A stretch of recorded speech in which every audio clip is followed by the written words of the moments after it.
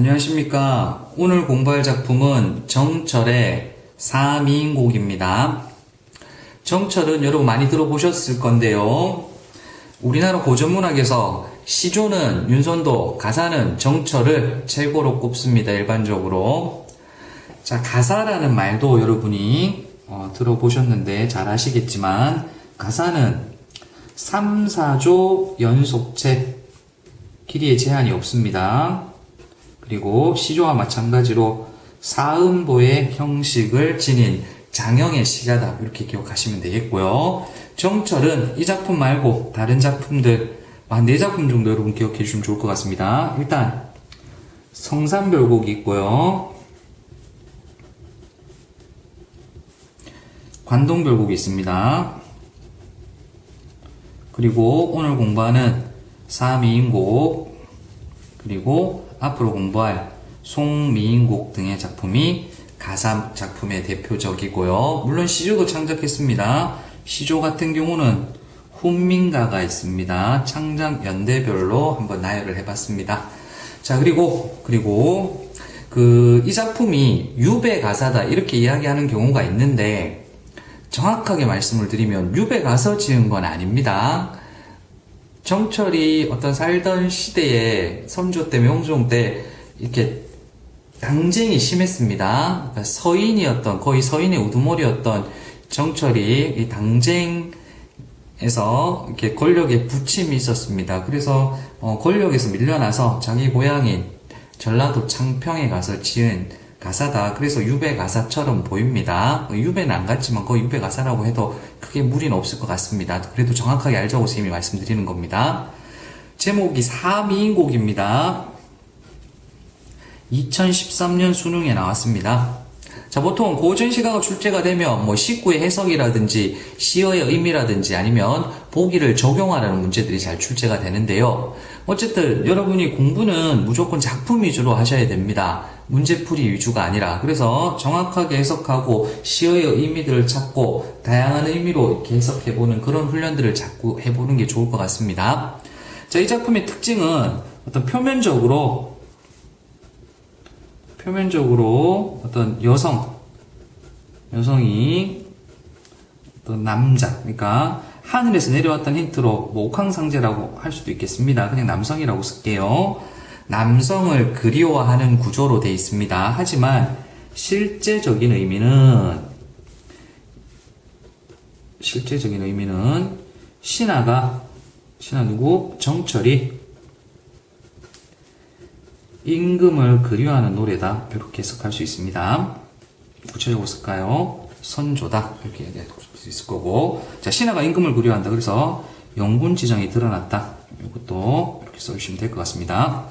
자, 그리고 여기서 여러분 좀 유의할 점이, 화자는 표면적으로 나온 화자는 여성입니다. 하지만 모든 어휘들이 여성과 관련된 어휘다, 이건 틀린 표현입니다. 임금과 관계된 어휘가 있습니다.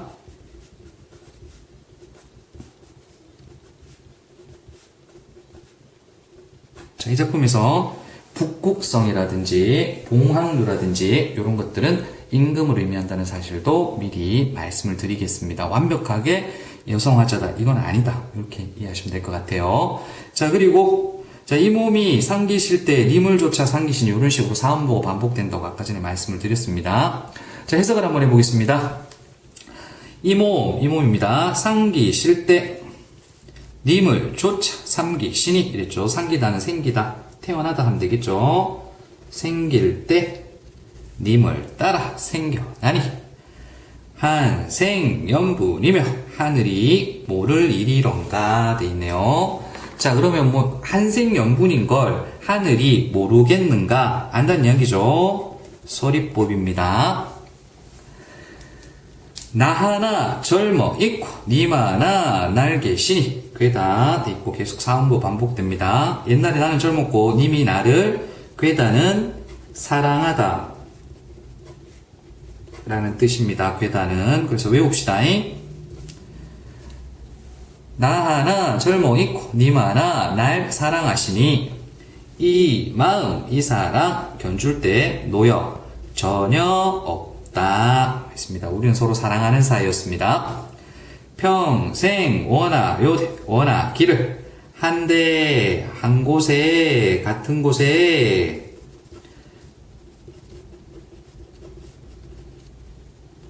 그리고 내자하였더니 예다로 외웁시다. 이렇게 선생님이 이 작품에서 외우라는 거 그렇게 많지는 않습니다. 자, 예다 같은 경우는 이렇게 외울게요. 니다, 여다, 예다가 뜻이 똑같은데 뜻이 많아요. 있다, 지내다, 살다, 가다, 흐르다 등등의 뜻으로 쓰입니다. 있다, 지내다, 살다, 가다, 흐르다의 뜻으로 쓰입니다. 앞에 정석과 설명할 때 한번 했던 것 같습니다. 자, 다시 가볼게요. 평생에 원하 길을 한 곳에 같은 곳에 이 중에 뭐 선택할까요?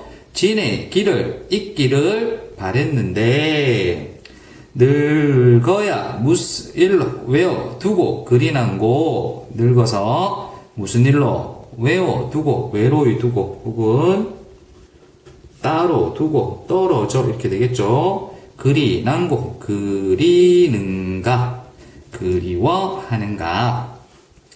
엊그제 님을 매시 광안전에 올랐더니 예전에 광안전에 올랐다고 그랬습니다.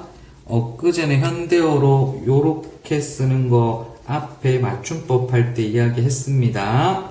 엊그제 님을 모시고 광안전에 올랐대. 광안전은 그 달나라에 있는 궁전입니다. 그래서 옥황상제가 사는 궁전, 천상의 의미죠, 그죠?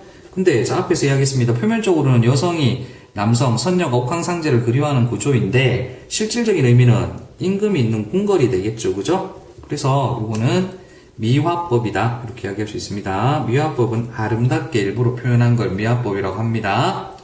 엊그제 님을 매셔 광안전에 올랐더니 그디어디 그 사이 어찌하여 하계로 내려오니. 자, 이것도 마찬가지죠, 여러분.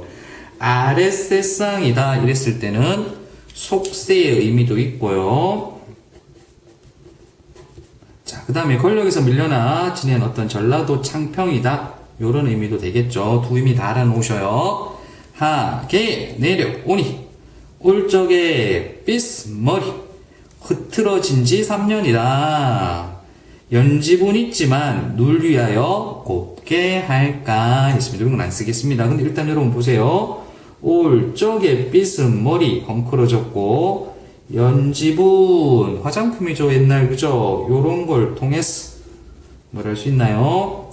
시적 화자가 여성임을 알 수 있게 해주는 소재 표현들이었습니다.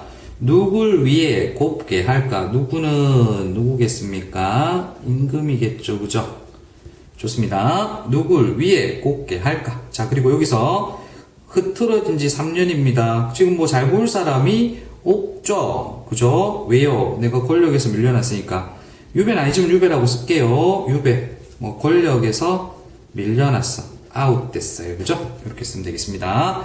그래서 내가 임금계출 떠나온 지 3년 됐다 추측할 수 있습니다. 자, 옆으로 가겠습니다. 마음에 맺힌 시름 겹겹이 읽을 수 있죠? 뒤에 거 두 번 읽습니다. 쌓여 있어. 진난이 한숨이요 진난이 눈물이다. 대꾸법이죠. 해석은 쉽습니다. 한숨 지고 눈물 난다 이렇게 해석하면 되겠습니다. 인생은 유한한데 인생은 한계가 있는데 시름은 끝이 없다. 마찬가지로 대꾸법입니다. 삶은 유한한데 시름은 끝이 없구나. 대조도 되네요. 그죠? 무심한 세월은 물 흐르는 듯 하는구나. 앞에서 설명을 했는데요. 무상감을 드러냅니다. 세월이 빨리빨리 흐른다. 잘 나가던 게 보잘것없이 된다. 이런 것들은 무상감과 관계 있습니다. 고력 시조 설명할 때 설명했던 부분입니다. 염량이 때를 알아 가는 듯 곧혀오니. 염량은 불화자가 두 개네요. 그쵸? 더울 염자입니다. 이건 찰량자입니다. 그래서 추위와 더위 혹은 그냥 뭐 계절이라고 해도 되죠. 계절이 때를 알아 가는 듯 고튀어 있는데요. 자, 정철 작품에서 고튀어 나오면 모두 다시로 해석해 주시면 됩니다. 조심하실 것이 꽃초는 꽃꽃입니다. 그래서 고튀와 고초 구별하시고 여기서는 다시 오게인 이런 뜻입니다. 계절이 빨리빨리 바뀌니 듣고 보고 느낄 일이 하도 하이샤 이런 것도 외울게요. 고튀어도 외워주시고 하도 하이샤도 외워주세요. 많기도 참 많구나 되겠습니다.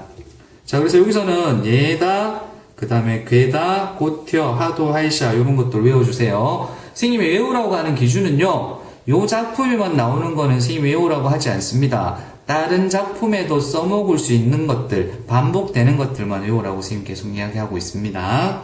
자, 그리고 여기 보시면 계절이 빨리빨리 바뀌니까 보고 듣고 느낄 일이 많기도 참 많구나.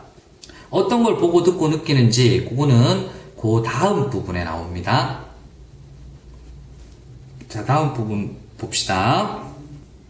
강의가 좀 길어서 이건 좀 나눠서 올리도록 하겠습니다. 그 3인곡 2, 3을 참고해 주십시오. 감사합니다.